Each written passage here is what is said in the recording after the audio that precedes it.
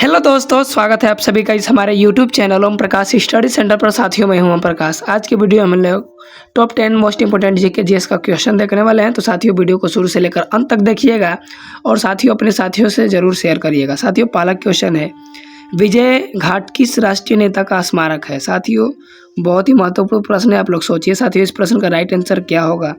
तो देखिए साथियों, जो विजय घाट भारत के पूर्व प्रधानमंत्री जो है पंडित लाल बहादुर शास्त्री जी के समाधि स्थल है, यानी ऑप्शन नंबर जो है वो डी राइट आंसर होगा, लाल बहादुर शास्त्री। देखिए, जो ज्ञानी जैल सिंह है साथियों, इनके जो समाधि स्थल का नाम है साथियों एकता स्थल नाम है। और जो राजीव गांधी जी है, इनके समाधि स्थल का नाम है वीर गांधी, वीर भूमि। और जो इंदिरा गांधी है साथियों, इनका जो है समाधि स्थल का नाम शक्ति स्थल है। जरूर याद रखिएगा साथियों, मोस्ट इंपोर्टेंट है। ज्ञानी जैल सिंह का एकता स्थल है, राजीव गांधी का वीर भूमि और इंदिरा गांधी का शक्ति स्थल। अगले प्रश्न की ओर साथियों बढ़ते हैं। अगला प्रश्न है दोस्तों, हिरोशिमा के अलावा दूसरे कौन सा शहर था जिस पर द्वितीय विश्व युद्ध के दौरान परमाणु बम गिराया गया था? साथियों, ये तो बहुत ही महत्वपूर्ण है, इसे आप लोग बिल्कुल नेगलेक्ट मत करिएगा साथियों, बहुत ही महत्वपूर्ण है। तो देखिए साथियों, आप लोग जानते होंगे कि हिरोशिमा और नागासाकी ऐसे शहर थे जिन पर द्वितीय विश्व युद्ध के दौरान साथियों परमाणु बम गिराए गए थे।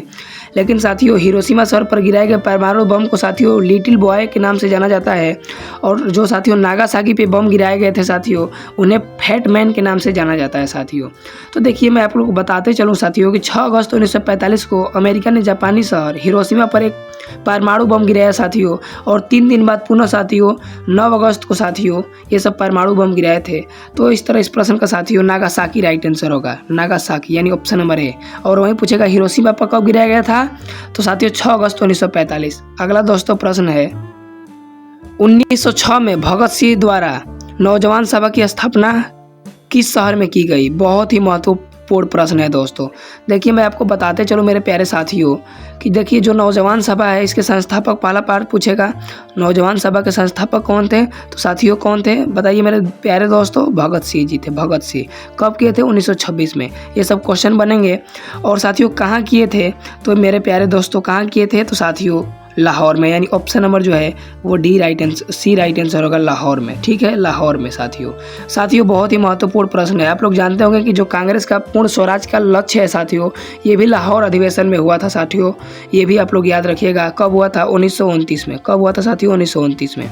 तो देखिए साथियों, इसके बारे में मैं आपको बताते चलूँ कि नौजवान सभा की स्थापना लाहौर में भगत सिंह द्वारा करी गई थी। अगला प्रश्न है दोस्तों, पलायन वेग का मान पर न्यूनतम होता है। साथियों किस पे जो है पलायन वेग का मान न्यूनतम होता है? ये क्वेश्चन बना है साथियों। तो देखिए मेरे प्यारे दोस्तों, मैं आपको बताते चलूँ मेरे प्यारे भाई कि यदि हम ग्रह का द्रव्यमान और त्रिज्या जानते हैं तो हम उस पर पलायन वेग के मान की गणना कर सकते हैं। जैसे आप लोग साथियों जानते होंगे कि जो पृथ्वी का पलायन वेग का मान है साथियों 11.2 किलोमीटर प्रति सेकेंड है।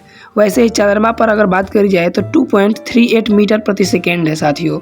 और वहीं बृहस्पति पे बात करी जाए तो 59.6 किलोमीटर प्रति सेकेंड है। और वहीं मंगल ग्रह पे बात करी जाए साथियों तो 5.03 किलोमीटर प्रति सेकेंड है। तो इस तरह सबसे कम किस पे हो रहा है साथियों? तो चंद्रमा पे, यानी ऑप्शन नंबर जो है वो सी राइट आंसर होगा, चंद्रमा पे। पृथ्वी का एकमात्र प्राकृतिक उपग्रह कौन सा है साथियों? तो चंद्रमा है साथियों। पृथ्वी जो है साथियों इसका पलायन वेग कितना है? तो 11.2 किलोमीटर प्रति सेकेंड है। आप लोग को मैं दिखा दे रहा हूँ, देख लीजिए। तो आप लोग ये फैक्ट जरूर आप लोग याद रखिएगा साथियों, एग्जाम में पूछे जाते हैं बार बार। अगला प्रश्न है दोस्तों, चंद्रमा की सतह पर पलायन वेग का क्या होता है? तो देखिए साथियों, पलायन वेग पूछ रहा है चंद्रमा पर। आप लोग पृथ्वी का जानते होंगे साथियों 11.2 किलोमीटर प्रति सेकेंड है। तो साथियों ये तो होगा नहीं। जो चंद्रमा है साथियों इसका जो पलायन वेग है मेरे प्यारे दोस्तों 2.37 है किलोमीटर प्रति सेकेंड है, यानी option number C right answer होगा साथियों। अगला प्रश्न है मेरे प्यारे दोस्तों, वर्नाकुलर प्रेस एक्ट किस वर्ष बनाया गया था? बहुत ही महत्वपूर्ण प्रश्न है दोस्तों, और ये आपके एग्जाम में निश्चित रूप से पूछा जा सकता है मेरे प्यारे दोस्तों, तो जरूर याद रखिएगा। तो साथियों वर्नाकुलर प्रेस एक्ट जो है वो 1878 में पारित हुआ था, यानी ऑप्शन नंबर जो है वो सी राइट आंसर होगा। साथियों किसके शासनकाल में साथियों पारित हुआ था?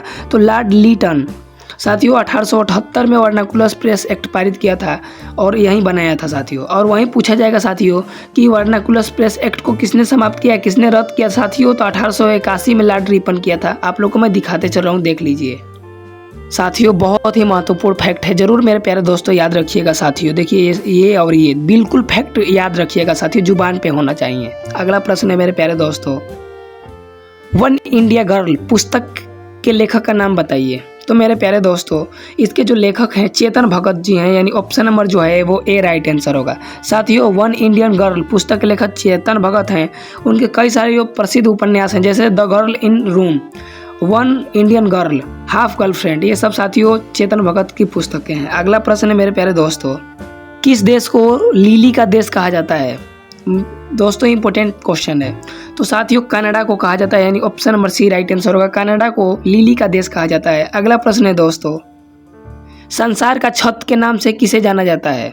बहुत ही महत्वपूर्ण प्रश्न है दोस्तों, संसार का छत के नाम से साथियों किसे जाना जाता है। तो पामीर का पठार को साथियों संसार के छत के नाम से जाना जाता है, यानी option number A right answer होगा साथियों। और ये ताजिकिस्तान में स्थित है साथियों, और ये आप लोग देख सकते हैं फैक्ट। अगला प्रश्न है दोस्तों, निम्नलिखित में से किसे मोतियों के द्वीप के रूप में जाना जाता है। तो साथियों जो है बहुत ही महत्वपूर्ण प्रश्न है। तो मोतियों का द्वीप किसे कहा जाता है दोस्तों, आप लोग बताते चलिए साथियों। तो मोतियों का द्वीप जो है साथियों वो बहरीन को कहते हैं, यानी ऑप्शन नंबर जो है वो डी राइट आंसर होगा, बहरीन। अगला प्रश्न है दोस्तों, निम्नलिखित में से किसे 5 सागरों का पतन कहा जाता है। इंपॉर्टेंट है। तो साथियों मास्को को जो है 5 सागरों का पतन कहा जाता है, यानी option number A right answer होगा। तो साथियों वीडियो कैसा लगा जरूर कमेंट बॉक्स में बताइए, अपने साथियों से जरूर शेयर करिए, और साथियों टेलीग्राम चैनल पे जरूर जुड़ जाइए ताकि आप लोग नोट्स और PDF प्राप्त कर सकें। बहुत बहुत धन्यवाद।